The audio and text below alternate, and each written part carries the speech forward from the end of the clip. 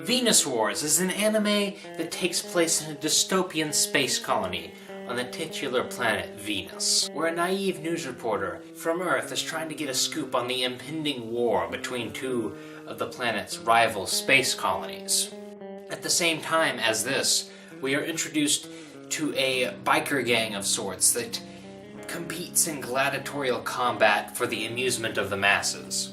However, in the middle of one of their matches, the city is invaded by evil communist space Nazis, and they are forced to flee to shelter, where they meet our intrepid reporter. Now you can probably guess what happens from here. Our group of sort of ragtag heroes are going to form some sort of Red Dawn style resistance against the invaders. And from there the film will essentially devolve into a succession of ever-escalating action set pieces. And while Venus Wars certainly does fall into that mold, it's done with a sense of style and artistic excellence that elevates what could have been a very mediocre film to something much better. So immediately, the film sets its tone with its very bold art style. The whole thing has this very heavy, dirty aesthetic that's very typical for anime of the time, but it's done with much more finesse and detail than you see in a lot of its brethren. More time and care is on display here than you would expect from something of this genre and from this time period. A lot of these backgrounds and even some of the animations themselves look like something out of Akira or out of Metropolis or one of the really classic, really well done masterpiece films. This does not look like a 90s OVA sort of unpopular movie. It really has production value that you would not expect for this genre. It really does look like something that would be a lot bigger than this ended up being. The animation throughout this film is superb, with a couple of notable exceptions I'll get to later. The number one thing I like about this film is that it has character. There's all these little details in the background and in the character designs that just make this place feel alive. It feels used, it feels lived in, it feels kind of worn down. The city has a history to it. The vehicles, they look kind of, put together. There's none of the shiny stuff we see nowadays. It's all like very dirty, feels very real, feels very dangerous even.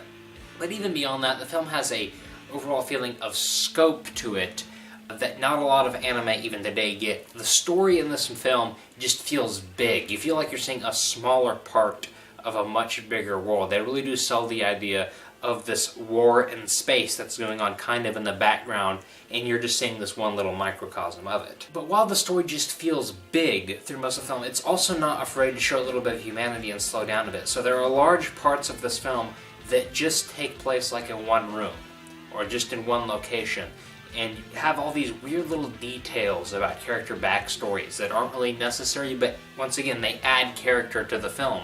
And this is something that's been lost in anime and just in filmmaking in general, is just the idea of sort of adding sort of little quirks for the sake of adding quirks. Now that can become, overwhelming, but in this film they really do handle that of giving you just enough like little weird little tidbits of information about the world and the characters to make it interesting and make it its own thing.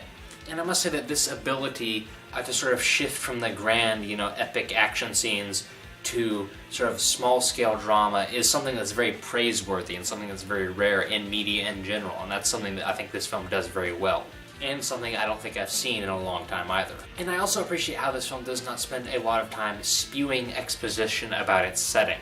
And this is a problem that's just become endemic in Japanese media in general, almost to the point that I've become desensitized to it. Pretty much every show that's come out in the past decade or so has felt the need to throw a dictionary at the viewer's head before it gets started with the actual story. But Venus Wars, refreshingly, is content to let you know it's Red Dawn in space. Now, if we're being honest though, the Venus Wars is very derivative as a movie. It has a lot in common artistically with a lot of other anime and OVAs that were out at the time. But beyond that, you see like the influence of French comics, which extends really to this whole period of anime. You see this with sort of the Metal Hurlant style cyberpunk city. It's a very derivative story and even setting. It has so much in common with other animes and OVAs of the time that it almost amounts to plagiarism. You can particularly see this with the protagonist who rides a red motorbike and is very rebellious, is very obviously an attempt to sort of imitate the success of Akira. And the other thing I'm just going to criticize is the film does lack a major point to it. Like, there's no big reveal, there's no big message, really. It's just sort of like a street-level view of a war between two space colonies, and there's nothing wrong with that. And, you know, as you know, I am a huge fan of gratuitous violence for the sake of gratuitous violence. That is fine, I'm not complaining, that's not the point I'm trying to make. But if you go into this film expecting some sort of Ghibli-esque masterpiece about the human spirit, you're going to be disappointed, and so just keep that in mind. And I particularly like some of the weird details in this film that are also common to sort of anime of the time. I love the graffiti that tells us to die the death, and the poster for The Wiz, of all things. A seat cushion for teeny.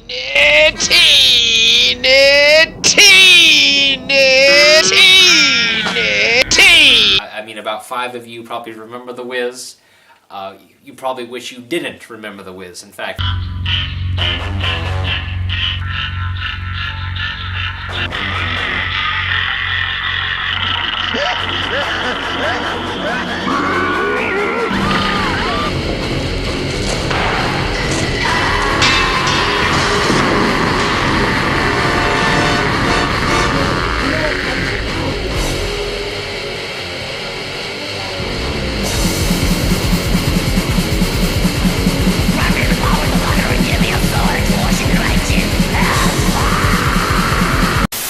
So amongst the mostly fantastic animation in the show, there are a few sequences here that give me pause.